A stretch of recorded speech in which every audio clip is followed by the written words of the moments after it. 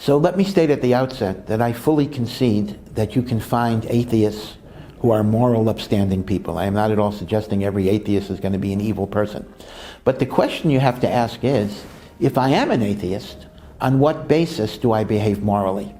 Dostoevsky, the great Russian novelist, writes, or has one of his protagonists state, without God, all things are permitted.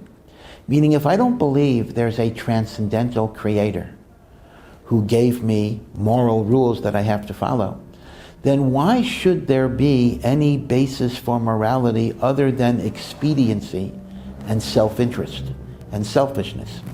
Now, it's true that Thomas Hobbes, the great British political theoretician, tried to develop a morality that was based on, without considering God, and ultimately he basically kind of created a social contract model in which, well, it's better for me not to steal, kill, rob, because that way people will not do it to me. In other words, there's kind of a reciprocity here in which I agree to be moral and not hurt people in order that they don't hurt me.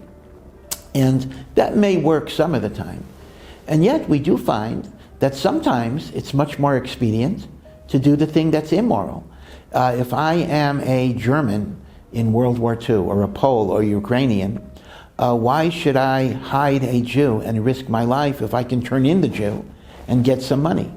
And yet we find that in every generation, there are human beings who are willing to sacrifice their lives and even the lives of their families in order to do a moral, good thing.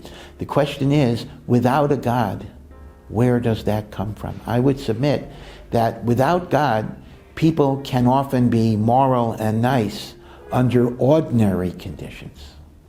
But under extraordinary conditions, where expedience would support the doing of something immoral, there is literally no principle that would hold you in other than the idea that God gave you these laws that are inviolate.